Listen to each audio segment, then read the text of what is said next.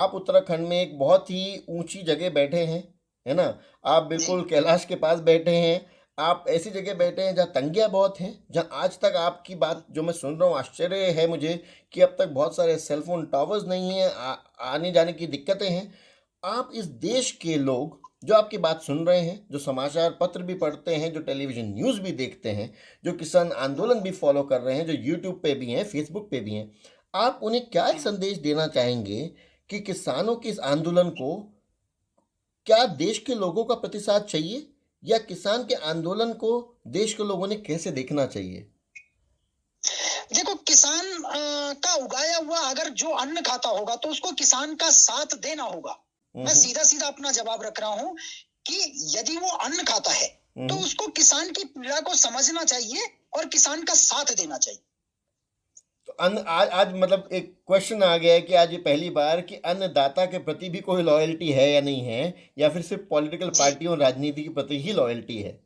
Hello and प्रणाम, मेरा नाम सव्यसाचन मित्तल है। मैं डेमोक्रेटिक टूरिस्ट यूट्यूब चैनल से हूँ। जितने एक दो तीन हफ्तों से ये किसान आंदोलन चला आ रहा है, सो उससे संबंधित बहुत सारी सूचनाएं आप तक पहुंचाते रहे हैं। अब कोशिश की जा रही है कि जो अलग अलग देश के राज्यों में किसान भाई हैं, जिन लोगों ने बहुत अपना जीवन का लंबा समय दिया है किसानों की जंग लड़ने के लिए, उनके अधिकारों के लिए, और किसानी खुद भी करते हैं, उनके परिवार करते आए हैं, तो उनसे भी एक चर्चा विमर्श कर रहे हैं कि ये जो नए सरकारी कानून आए हैं, इनमें ऐसे क्या प्रावधान हैं जो किसानों के विरुद्ध हैं, और देश के अन्य राज्य पंजाब और हरियाणा को अगर छोड़ दें, जिनकी बहुत मुख्यतः मीडिया में दिखाया जा रहा है, तो उनके बारे में क्या क्या, दूसरे राज्यों की ऐसी क्या क्या तकलीफ़ें हैं जिन्हें हम एड्रेस कर सकते हैं और वहाँ के किसानों से बात कर सकते हैं। आज इसी संबंध में मेरे साथ जुड़े हैं श्री हर्षपाल सिंह रावत। ये चमोली कैरा गांव से हैं, उत्तरांचल से, चमोली कैरा गांव से है, उत्तराखंड से।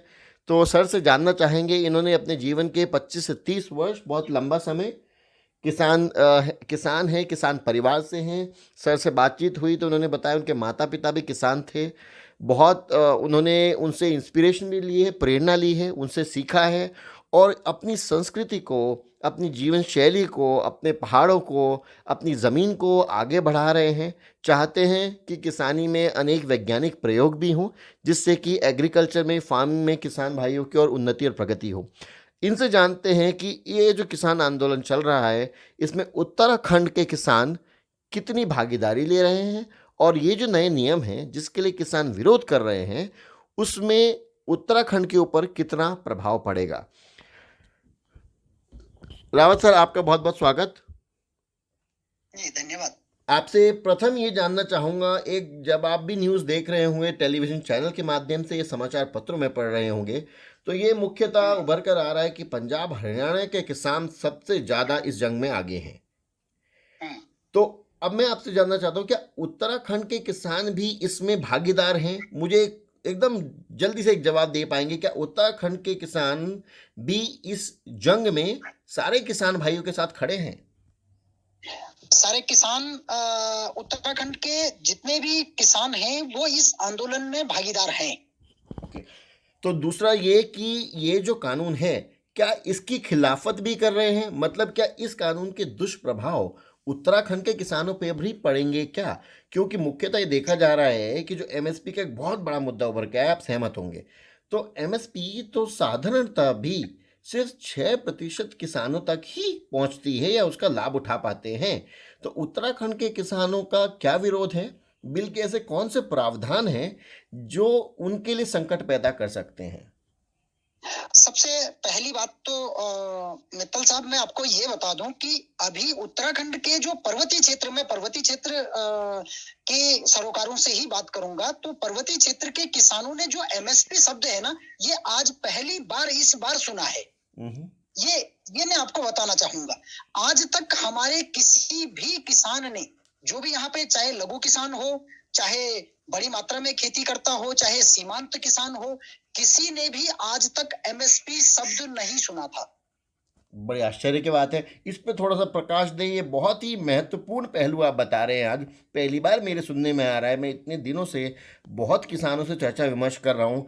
आज बहुत ही नई सूचना है कि उत्तराखंड में चमोली में, कैरा गाँव में जिस जगह आप हैं और इतने लंबे समय से आप किसानों के जी साथ हैं, खुद खेती करते हैं, जो वहाँ की पारंपरिक फसलें हैं, बीज है, वो आप बोते हैं और आप कह रहे हैं पहली बार एमएसपी शब्द का प्रयोग यहाँ के जो उत्तराखंड के क्षेत्रीय किसान हैं वो सुन रहे हैं। इसका क्या मायने हैं? जी जी, ये मैं आपको असल मायने में बता दूं तो जो किसान शब्द है ना, वो हम पे लागू नहीं होता है। हम्म।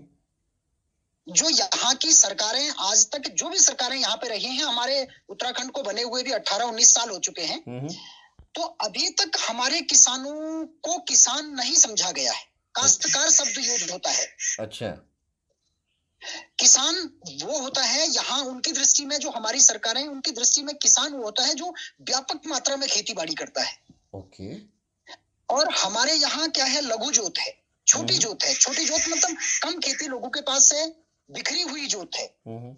लगभग एक किसान कम से कम 2 से 3 किलोमीटर के दायरे में उसके खेत बिखरे हैं। एक खेत यहाँ होगा तो 100 वर्ग मीटर का यहाँ पे है, तो कहीं पे 200 वर्ग मीटर का है, तो कहीं पे थोड़ा उससे बड़ा होगा, ऐसे दूर दूर जाकर के।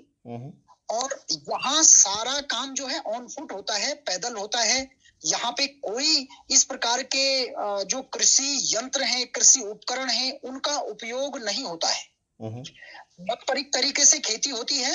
हल कंधे पे रखा, बैल खोले, अपने खेत में गया, खेत जोता, उसके बाद घर आया, अपना खाना पीना खाया, उन्हीं बैलों के साथ घर की गायों को भी खोला, भैंसों को भी खोला, एक आध बकरी भी पाली होती है, उनको भी खोला और जंगल चुगाने चला गया। ये यहाँ की दिनचर्या है। लेकिन और इसलिए जी जी जी। यहाँ के किसान को किसान नहीं कहा जाता है, उसको काश्तकार कहा जाता है। लेकिन ये आपने अब अच्छा बताया कि उसे काश्तकार कहते, किसान नहीं कहते।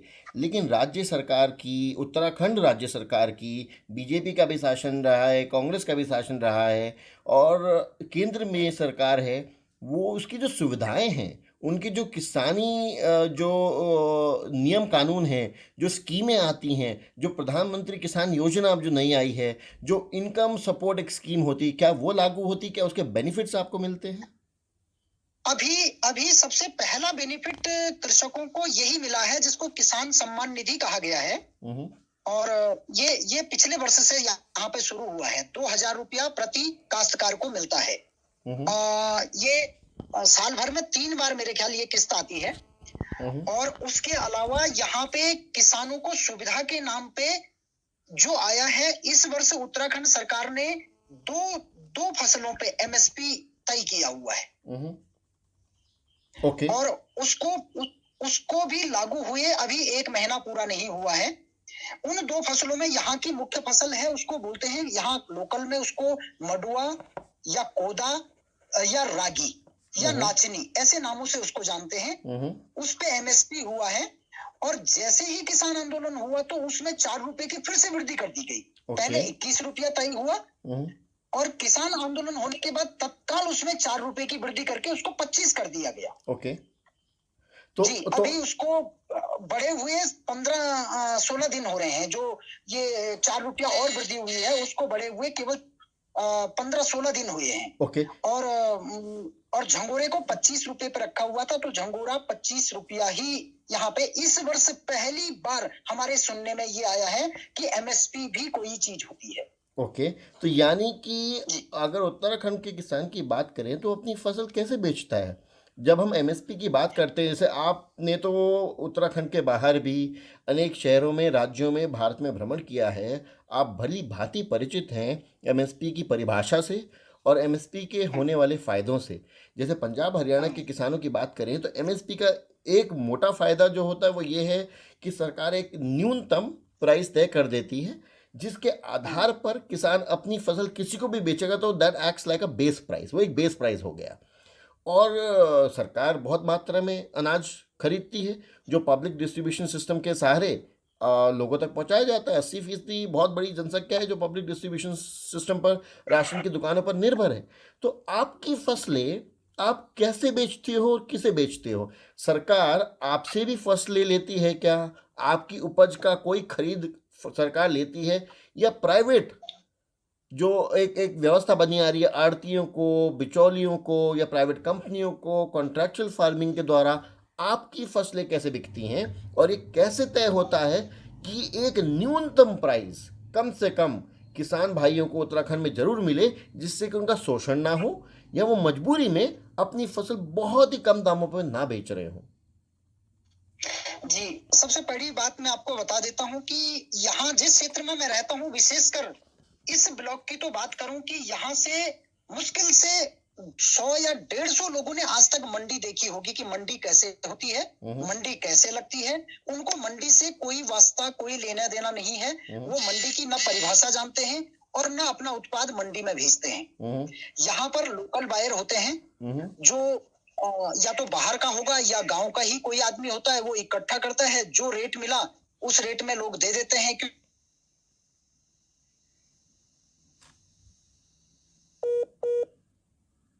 सॉरी, थोड़ी तकनीकी समस्या है। अपने जी, इसके आपकी चलते हम आपकी देख रहे हैं कि हर्षपाल जी, आपकी आवाज चली गई थी।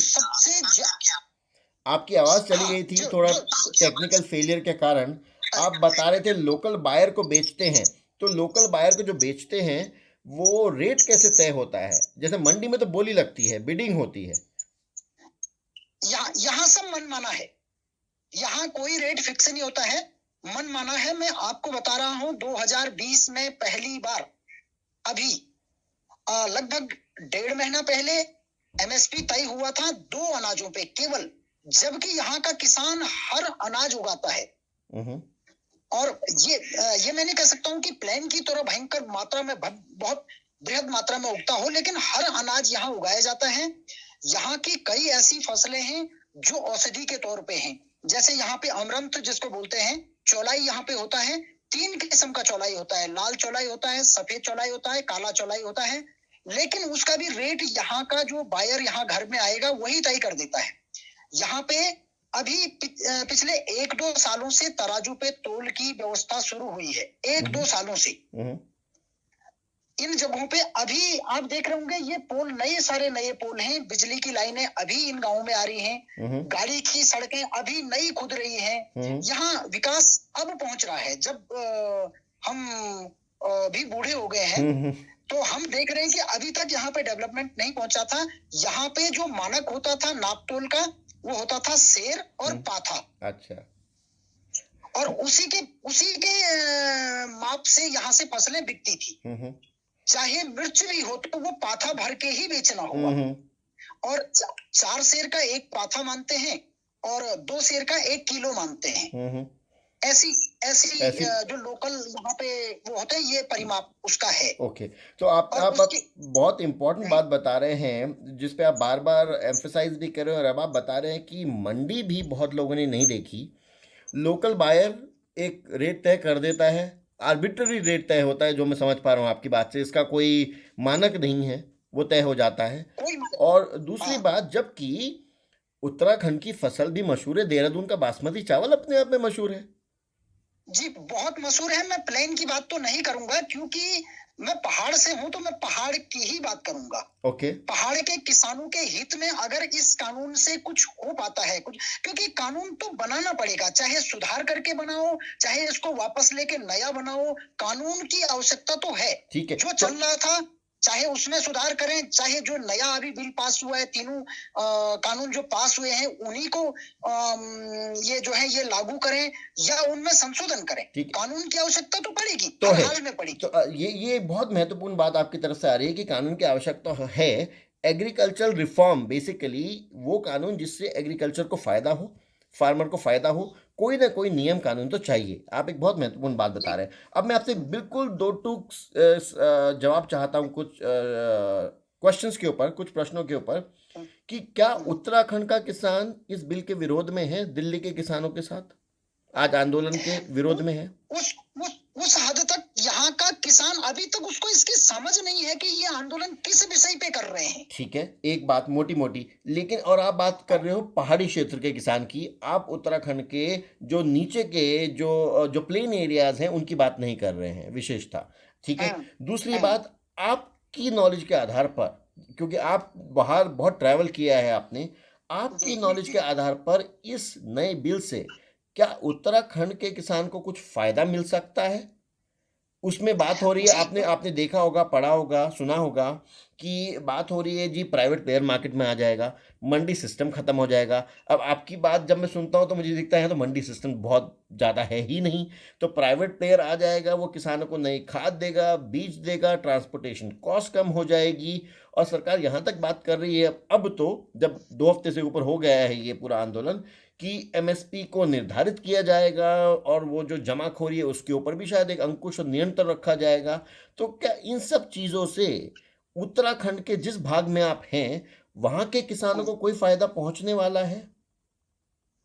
जी, यहाँ के किसान को जरूर फायदा पहुंचेगा अगर एमएसपी तय हो जाता है अगर तय हो जाता है तो। तो, ओके।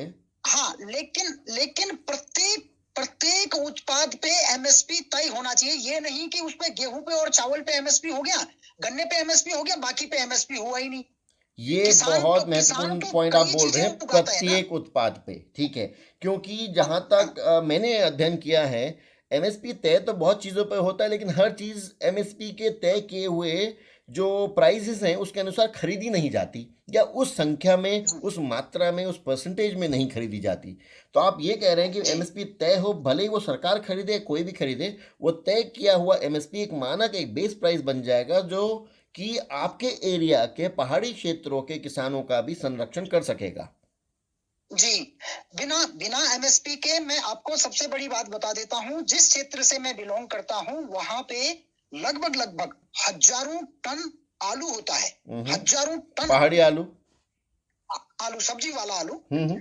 और वो पहाड़ी आलू के नाम से नीचे प्लेन में दिल्ली तक और आपका मेरठ, दिल्ली, कहाँ कहाँ का बायर, बिल्कुल। लखनऊ का बाल, कानपुर का बायर आकर के उसको हमारे जो नजदीक, क्योंकि हमारे सबसे नजदीक मंडी जो है 300 किलोमीटर पे है ओहो। ओके। यहाँ यहाँ से।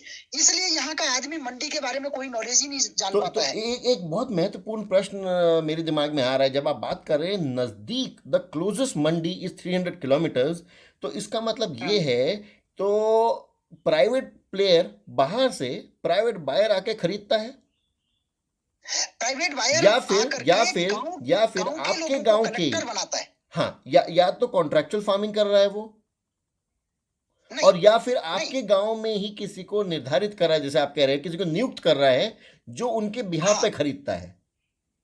हाँ, फिर होता क्या है कि वो जो गांव में कलेक्ट करता है, वो 2 रुपया वो भी अपना बनाता है, 2 रुपया जो उसको आगे पहुंचाता है उसको पहुंचता है, बाकी वो आगे मंडी पहुंचाता होगा तो वो अपना जो कुछ भी लेता होगा।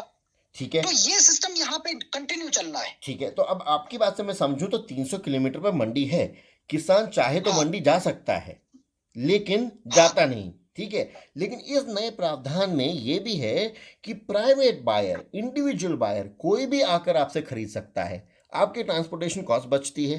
तो क्या वो आपके लिए हाँ फायदेमंद होगा? यानी कि आज किसी भी एक नियुक्त किए हुए आपके गांव के व्यक्ति पे आपकी निर्भरता खत्म हो जाती है, कंपटीशन बढ़ जाता है। तो क्या इस बढ़े हुए हाँ। कंपटीशन के कारण आप एक किसान होने की हैसियत से अपने माल का बेहतर प्राइस मांग सकते हैं?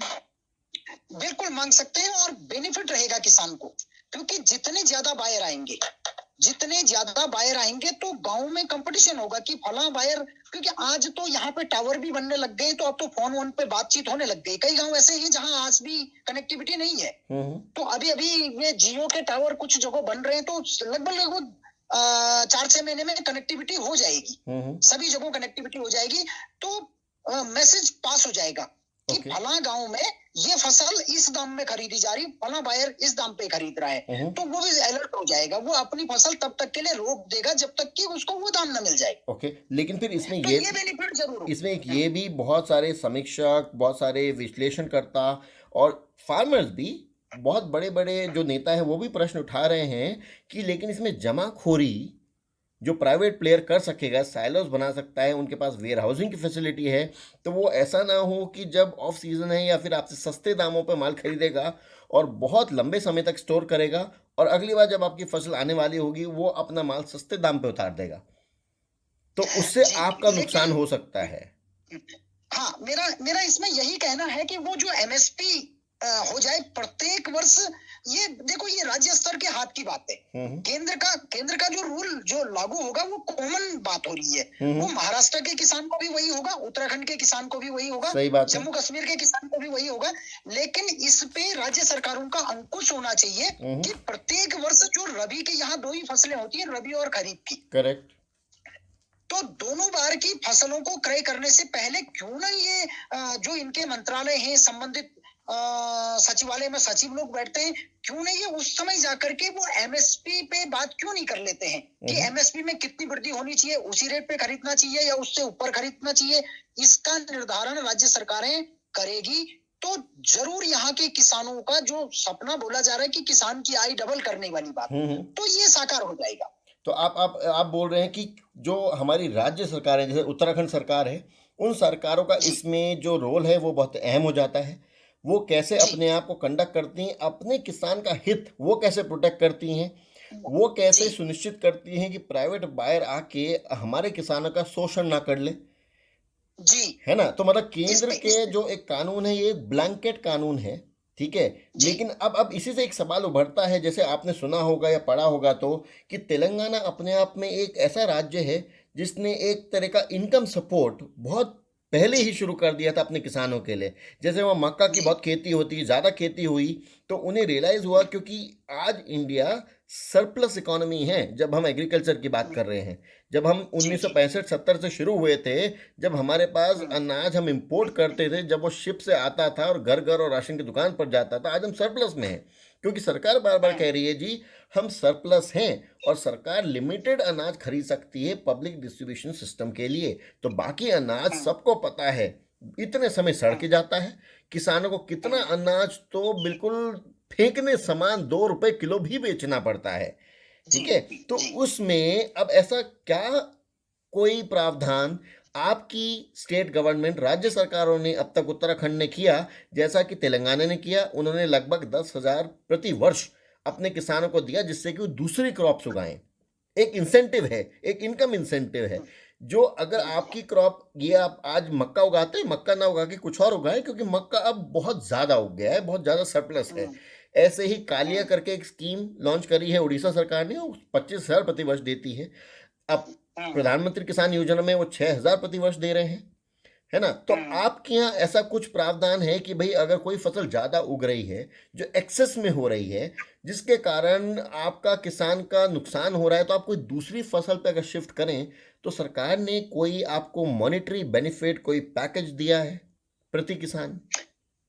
नहीं, ऐसा कुछ नहीं है, किसानों को कुछ नहीं दिया है। सिर्फ इस बार अभी क्या हुआ है कि पंडित दीनदयाल उपाध्याय किसान कल्याण योजना एक यहाँ पे चली हुई है, उसमें भी कुछ नहीं है। कोई किसान बकरी पालन के लिए ले रहा तो उसको उसी के लिए मिल रहा, मानक कोई तय नहीं है। कोई सब्जी उगा रहा तो उसके लिए उसको मिल जा रहा है, कोई खाली अनाज उगा रहा तो उसको उसके लिए मिल जा रहा है, लेकिन वो बिना ब्याज का पैसा वापस करना है। लेकिन उसके साथ कोई इस प्रकार की कमिटमेंट या अनुबंध नहीं हो रहा है कि ये आप इस फसल के लिए लोन लो या ये फसल ज्यादा हमारे पास है, उपलब्धता है, इसके बजाय इसको उगाओ, ऐसा कोई रूल मतलब नियम नहीं है। नहीं, मैं समझता हूँ टर्म्स एंड कंडीशन नहीं, सरकारें कभी भी फोर्सफुली नहीं करती, ये कोई टर्म्स एंड कंडीशन नहीं, लेकिन एक तरह का इंसेंटिव, एक तरह का एक आपको सपोर्ट दिया जाता है जो आपको एक उत्साहित करता है कि हाँ भाई जो मेरा अगर ये फसल ना उगाने से कोई नुकसान होता है तो वो नुकसान सरकार भरपाई करके दे रही है, कॉम्पनसेट करके दे रही है, जो मैं कुछ और उगा सकूं। तो ऐसा कुछ वहां पे नहीं किया जा रहा। नहीं, अभी नहीं है। दूसरा जो आपको फर्टिलाइजर खरीदने हैं, आपको अगर कुछ भी फर्टिलाइजर्स खरीदने हैं, आपका कोई इंश्योरेंस है, तो उसके लिए कोई मार्फत कोई स्कीम चल रही है जिससे किसान को कोई सपोर्ट मिले? नहीं, ऐसा कुछ नहीं है। यहाँ पे इस प्रकार की कोई सुविधा नहीं है, किसी प्रकार की सुविधा नहीं है। केवल उद्यान विभाग और कृषि विभाग में कभी कभार बीज आ जाते हैं, जब यहाँ बुआई का टाइम निकल जाता है तब वो बीज आते हैं, तो वो वहीं स्टोरों में पड़े रहते हैं, क्योंकि यहाँ पहाड़ों की बुआई का टाइम कुछ और है, तराई की बुआई का टाइम कुछ और है, यूपी में वो अलग सा टाइम है, या उससे आगे जाकर के वो दूसरा टाइम है। पहाड़ों का टाइम क्या होता है कि यहाँ वर्षा आधारित खेती है, सिंचाई की कोई सुख सुविधा यहाँ पे नहीं है। सरकार के द्वारा जो सिंचाई की सुविधा भी दी जाती है, तो उसमें मैं कटु सत्य में अभी कहने जा रहा हूँ, यहाँ पे जो भी सिंचाई की सुविधा आज तक बनी हुई है, उसमें से 80% खाली लीपा पोती की योजनाएं हैं। 20% नहरों में पानी चल रहा होगा, या 20% कहीं पे स्प्रिंकलर घूमता हुआ मिलेगा आपको, या कहीं पे ड्रिप इरिगेशन 20%। बाकी 80% पता नहीं कौन खा जाता है, कहाँ चला जाता है। हो सकता है वो विभाग से ही ना आता हो सकता है वो वहां से नीचे ठेकेदार को जो टेंडर पड़ते हैं उन तक आता हो सकता है कि वो ऊपर शासन स्तर पे ही समाप्त हो जाता हो। अभी तक कुछ नहीं है। आप देखोगे कि यहाँ का किसान केवल ऊपर नीली छतरी को देखा हुआ है। ये बहुत चौंकाने वाली आप मुझे बात बता रहे हो, और हालांकि हम सब सहमत हैं जिस तरह से हमारा लोकतंत्र चलता है, सभी प्रदेशों में कहीं ना कहीं यही हालात हैं। लेकिन आपने जिस ढंग से उसे रखा, वो एक बात यह है कि योजनाएं तो हैं, लेकिन उनका कोई भी फल, उनका कुछ भी बेनिफिट किसान तक पहुंच नहीं रहा। क्यों नहीं पहुंच रहा? वो पूरे सिस्टम में कहीं ना कहीं, एडमिनिस्ट्रेटिव सिस्टम की आप जो बात बता रहे हैं, पूरे एडमिनिस्ट्रेशन में कहीं कमजोरी है, कहीं लीकेज है, ठीक है ना, जिसके कारण आप तक तो नहीं पहुंच रहा। तो उसका आपको तो भैया कोई फायदा है नहीं, वो कितनी भी बड़ी स्कीम हो, है ना। तो अब मैं अंतिम चरण की तरफ बढ़ता हूं। इससे अब मेरे को आपकी बात से अंदाजा लग गया, अगर मैं सही समझ रहा हूं तो मुझे करेक्ट कीजिएगा अगर मैं गलत हूं, कि उत्तराखंड के जिस भाग में आप हैं, चमोली, और जो पहाड़ी क्षेत्र है, वहां के किसान को इस आंदोलन की बहुत ज्यादा जानकारी नहीं। नहीं। अब जो मीडिया के मार्फत जो उससे कुछ जानकारी मिली, उसमें भी एमएसपी उनके लिए नया शब्द है। उस शब्दावली से उनका कुछ खास लेना देना नहीं। वहां कोई मंडी सिस्टम है नहीं, क्योंकि जगह ऐसी बनावट है कि वहां बहुत एक्सेसिबिलिटी नहीं है, अगर मैं सही कहूं तो, है ना। इतना आसान नहीं है पहाड़ों से रोज उतरना, चढ़ना और अनाज को लेके जाना। तो वहां पे लोकल बायर है जो बाहर के किसी प्लेयर ने नियुक्त किया रहेगा, है ना। तो और उसके अलावा ये, अगर मैं सही समझ रहा हूं, आप मुझे कुछ केंद्र बिंदु अपने आप बता सकते हैं कि क्या किसान इस बिल के पूरे विरोध में है या पार्शियल विरोध में है?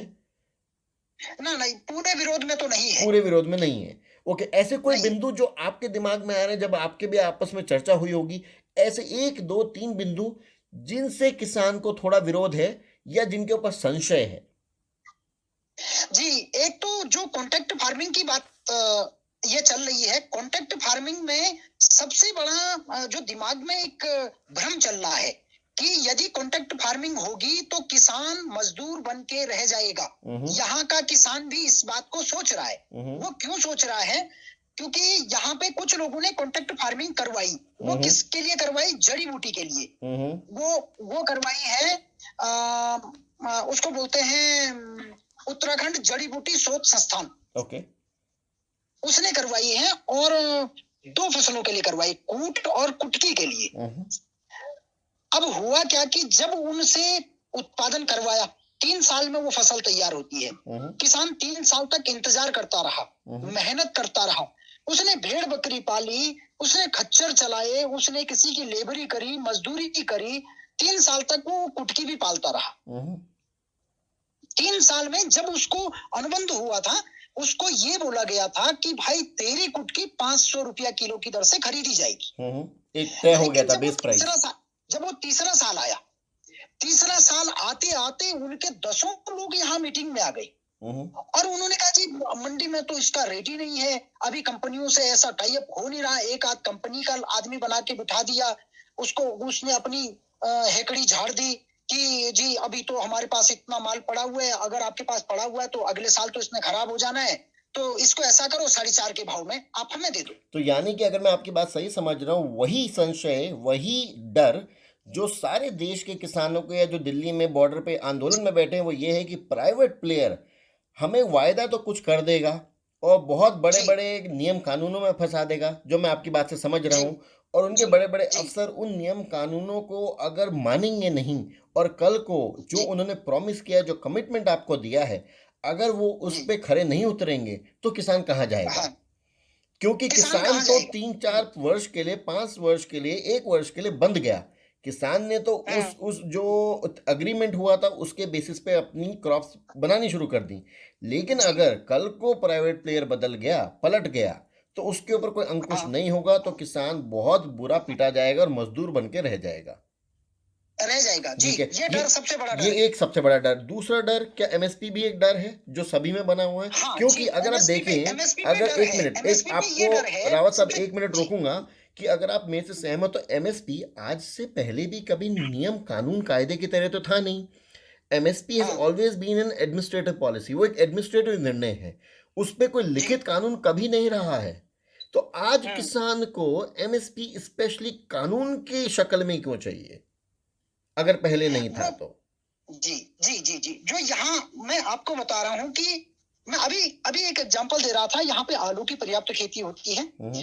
यहाँ पे 1 रुपया किलो आलू यहाँ से निकला है, 1 रुपया किलो खेत से। मैं आपको और 1 मिनट उसमें वहीं पर रोकूंगा। 1 रुपया किलो, हाँ, जब आपको यहीं पर रोकता हूँ 1 सेकेंड। जबकि इसमें हम जब डिस्कस करते हैं तो एक और बात निकलती है कि किसान को प्रति किलो सब्जी अनाज उगाने में कितनी लागत आती है। 1 किलो आलू उगाने की लागत कितनी होती है और बेचता कितने में है?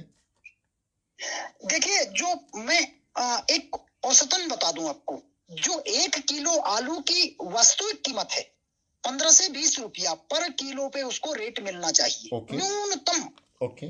15 से 20 किलो। हम्म। यहाँ पे मैं बता रहा हूँ, हमारा आलू जब 1 रुपया किलो गया तो उसको मंडी तक पहुंचाने का भाड़ा 3 रुपया पड़ा।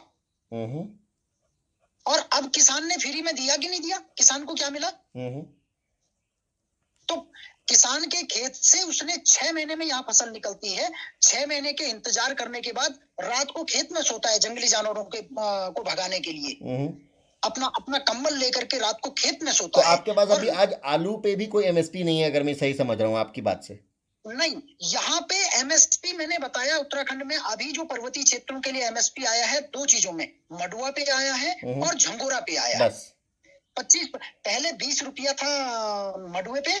जब से आंदोलन शुरू हुआ तो उसको 25 कर दिया गया। स्वतः कर तो दिया, मतलब सरकार ने खुद ही बढ़ा दिया? जी, सरकार ने खुद बढ़ाया। और इसको इसको खरीदने के लिए जो सरकार की सहकारी समितियां हैं उनको लगा दिया गया। ओके। तो इस समय कुछ किसानों को बहुत अच्छा बेनिफिट मिला, जबकि लोकल बायर उसी मडुए को यहाँ पे 12 रुपया, 13 रुपया, 14 रुपया, 15 रुपए तक खरीद रहा था। ओके। उसको सीधे 10 रुपए की वृद्धि मिली। हम्म। तो अगर एमएसपी को एक कानून के तौर पे बोला जाए तो उसको कहीं ना कहीं बेनिफिट होगा उसका। तो और इससे अगर मैं आपकी बात से सही समझ रहा हूँ तो आप ये कहना चाह रहे हैं एमएसपी कानून तो बने ही, लेकिन वो दूसरी एजेंसी या दूसरे बायर के ऊपर भी बाध्य होना चाहिए। ऐसा नहीं उसके उसके कि सरकार और सरकार की हाँ, समितियां खरीदे 25 रुपए पे और प्राइवेट प्लेयर आके हाँ, खरीदे उसको एकदम 10 रुपए पे, 12 रुपए पे। ना नहीं नहीं नहीं, वो सब पे लागू होना चाहिए। यहाँ पे पहली बार इस समय सहकारी समितियों ने खरीदा है। सरकार की ही समितियां हैं वो सहकारिता विभाग के माध्यम से वो जगह जगह सहकारी समितियां बनाई गई थी, निष्क्रिय अवस्था में पड़ी हुई थी। जी। तो इस समय उनको सक्रिय किया गया है और उन्होंने खरीदा है। जी। तो जी। अभी उसके बाद हमारा ये मानना है कि जो लोकल बायर भी आता है, हमें नहीं वास्ता कि वो कहाँ का है, लेकिन वो भी उस रेट से कम में नहीं खरीदेगा। ठीक है। ठीक है, तो ये ये हो गया ये दूसरी बात। एक हो गई आपकी ट्रांसपोर्टेशन की बात, आपकी कॉस्ट की बात, आपकी कॉन्ट्रेक्चुअल फार्मिंग की बात, जो डर है किसान को। दूसरा हो गया एमएसपी की बात। और एक कोई आपका अंतिम में आप बताना चाहेंगे ऐसा कोई मुद्दा जिसको लेकर, इस बिल को लेकर किसान का विरोध है या घबराहट है? यहाँ जो अपने क्षेत्र की बात है, लगभग लगभग 2 मामले हैं। ओके। यहाँ पे सबसे मुख्य रूप से 2 ही मामले हैं। अन्य मामले सेकेंडरी हैं। ओके। उनको उतनी प्राथमिकता से यहाँ पे नहीं सोचा जा रहा है। ओके। क्योंकि मैं भी हमेशा पब्लिक के बीच जा रहा हूँ और कुछ पढ़े लिखे लोगों से बात कर रहा हूँ जो छोटी मोटी खेती करते हैं, उनसे भी बात कर रहा हूँ। तो लगभग लगभग ये 2 मुद्दे सबसे मुख्यतया यहाँ पे आ रहे हैं। मुख्यतः ठीक है। अब मैं अंतिम 2 सवालों पर आता हूँ। एक थोड़ा राजनीतिक प्रश्न है और दूसरा प्रश्न आंदोलन से जुड़ा हुआ है। राजनीतिक प्रश्न ये है, अभी आप मीडिया में देख रहे होंगे, समाचार पत्रों में पढ़ भी रहे होंगे कि हाँ, पहले बीजेपी भी इसके विरोध में थी एक समय में, ठीक है, और पिछले कुछ समय में जब दिल्ली में केंद्र सरकार में कांग्रेस थी, तब श्री शरद पवार जो राष्ट्रवादी पार्टी है महाराष्ट्र जी में, जी उन्होंने भी एक पत्र हाँ लिखा था। तो एक विरोधाभास है कहीं ना कहीं कि भारतीय जनता पार्टी और कांग्रेस जब सत्ता में आते तो कुछ और बोल रहे हैं, जबकि ये वायदे चुनावी में कुछ और करते हैं। तो क्या किसान को इसमें भी कोई संदेह है कि ये दोनों पार्टियां जी कहीं किसान को जी खींचतान तो नहीं रही अपने अपने मुताबिक? क्यों? क्योंकि आज किसान ने ये बात तो साफ कर दी है कि वो बीजेपी की इन नीतियों से सहमत नहीं है, लेकिन उसने ये भी जी साफ कर दिया कि हमें अपने आंदोलन में कांग्रेस का समर्थन नहीं चाहिए। नहीं चाहिए। जी जी नहीं, किसान किसान होता है, वो उसको न कोई पार्टी नहीं है, वो कोई मंत्री नहीं है, वो कोई उसके पास कोई पोर्टफोलियो नहीं है, उसको उसने अपना पोर्टफोलियो खुद चुना हुआ है, वो हम्म किसान है हम्म और किसान ही है केवल। दूसरा वो आपसे जानना अगर चा अपने में राजनीति का मिश्रण करता है हम्म तो इसका मतलब वो अपने साथ विश्वासघात कर रहा है। जी। तो आप जी सहमत है कि किसान इनसे अलग रह रहा है तो अच्छा कर रहा है? जी किसान राजनीतिक दलों से अलग रहे, क्योंकि बरगलाने वाली बात चुनावी मुद्दे बन जाते हैं। अभी 2022 में यहाँ चुनाव आने वाला है, तो मैं थोड़ा आउट ऑफ में जाकर के बात कर रहा हूँ कि हमारे विधायक ने कल ही जो है गांव गांव में तमाम लोगों को बर्तन बांट दिए, कहीं कुर्सियां दे दी, कहीं हम्म कुछ और कुछ दे दिया। तो ये लुभावनी बातें हैं, इनसे हम कोई इत्तेफाक नहीं रखते हैं। ये केवल और केवल अपनी जो वो उनको अपने 5 साल भुनाने हैं। 5 साल तक वो सोए हुए थे, तो अभी आकर के उन्होंने अपना छोटा मोटा कर दिया, जगाने का प्रयास कर दिया। अभी किसी की चिट्ठी यहाँ से वहां सरका देंगे, वहां से वहां सरका देंगे। तो ये दोनों एक ही सिक्के के दो पहलू हैं। अब मैं एकदम एक इससे एक मेरा वैसे एक अंतिम सवाल था, लेकिन आपके आपके जवाब से एक सवाल मेरे दिमाग में आया, मस्तिष्क में आया, वो ये है। मैं जी बहुत समय इसकी चर्चा करता हूँ, मैं इस बात को जी मानता हूँ कि 5 साल मतदान करने के बाद हम नागरिक लोग भी एक्चुअली सो जाते हैं। हम पलट के रोज पूछते नहीं भाई अपने विधायक से या अपने एमपी से या अपने प्रतिनिधि से कि तुमने हमारे लिए किया क्या। तो आपको क्या लगता है जो किसान आंदोलन है ये कहीं ना कहीं पूरे देश को, देश के सारे मतदाताओं को, वो बंगाल में हो कि बिहार में हो कि झारखंड में हो कि कर्नाटका में हो या बम्बई में हो, महाराष्ट्र में हो या उत्तराखंड में हो, एक चेतना दे रहा है कि हमने आपको प्रतिनिधि चुना, आपने सरकार बनाई, लेकिन वो कानून हमारे फायदे का होना चाहिए, आपने हमें उस चर्चा विमर्श में शामिल करना चाहिए। यानी कि मतदान करने के बाद सोना नहीं चाहिए, अगर मैं आपकी बात सही समझ रहा हूं, उसके बाद जी हमें जी उस सरकार के ऊपर अंकुश भी रखना चाहिए। जी बहुत आवश्यक है। सबसे बड़ी बात तो सरकार का सबसे बड़ा इस समय का फेलियर इस कानून का यही है कि उन्होंने न तो स्थानीय किसी जो वहां के विधायक, सांसद या वहां के जनप्रतिनिधि हैं उनसे न चर्चा करी, न वहां के किसानों से। जगह जगह किसान यूनियन बने हुए हैं, हम्म किसी किसान यूनियन से कोई चर्चा नहीं की गई, उनकी समस्याओं को इस कानून में नहीं लाया गया। सबसे बड़ा विरोध की जड़ यहीं से प्रारंभ होती है। कि अपने आप ही स्वतः उन्होंने अपने आप एक समझ लिया, अस्यूम कर लिया, एक मान लिया जी कि किसान को क्या चाहिए, बिना जमीनी मान लिया। हकीकत को जाने पहचाने चर्चा करे कि किसान की वास्तविक दिक्कतें क्या हैं, उन्हें इस कानून में एड्रेस नहीं किया गया। जी बिल्कुल सही बात है। और मैं एमएसपी पे भी एक सवाल बोलना चाहूंगा। एमएसपी कैसे तय हुई? एमएसपी क्या तय हुई कि जी इतने का बीज आया होगा, इतने का उसका खेत जुताई में, खेत का तैयार करने में इतना लगा होगा, और इतना उसका खाद पानी में लग गया होगा, और औसतन इतना रख दो। कभी किसान को पूछा कि उसकी कितनी मेहनत थी उसके पीछे? वो तो उस एमएसपी में भी संतुष्ट हो रहा है, बहुत बड़ी बात है। नहीं, जबकि जबकि आप शायद इससे सहमत होंगे, commission for cost and prices का फॉर्मूला है, उनके तीन जी तीन तीन तीन बार वो जोड़ते हैं, C1 C2 C3, उनका फॉर्मूला है कि जब एमएसपी जी तय जी होने का एक फॉर्मूला बनाया गया है commission for cost and prices ने, स्वामीनाथन अय्यर के कमीशन के बाद ये फॉर्मूला बना था कि इसमें जी किसान की जो जमीन है उसका एक रेंट, अगर एक एक जो हम कहते हैं उसका एक अगर वो रेंट पे दी होती जगह, तो उसकी अपॉर्चुनिटी कॉस्ट को भी गिना जाता है, उसकी फैमिली की लेबर, उसकी फैमिली की मेहनत को भी गिना जाता है, जी और जी उसके बाद जो खाद्य है, सामग्री है, उसके बाद जो उसने उसमें जो सीड डाला है, हर चीज को एक कैलकुलेशन में लेने के बाद एमएसपी तय होता है। जी जी लेकिन आप बोल रहे हैं वो लेकिन मानक शायद कहीं ना कहीं इग्नोर हो गए, अपने आप लोगों ने, सरकारों ने जी अपने हिसाब से बना लिए। हाँ, वो उन लोगों ने ये एमएसपी बनाया है जिन्होंने जो खेत से वाकिफ नहीं है, जिन्होंने मिट्टी नहीं देखी है। तो आप एक बहुत बड़ी बात कह रहे हैं कि शायद इसीलिए दिल्ली में इतना प्रचंड रूप से ये जी, आक्रामक होता जा रहा है आंदोलन, जो किसान वही कह रहे हैं कि ये जो जी, बिल है ये वास्तविकता से दूर है। इसीलिए जी। शायद किसान कह रहे हैं कि ये बिल किसानों से तो पूछा नहीं, शायद कॉर्पोरेट से पूछा होगा, उनको क्या फायदा मिल रहा है। नहीं, नहीं, नहीं, वो कॉर्पोरेट किसान को क्या जानता, वो तो किसान का खून चूसने वाला जोंक है।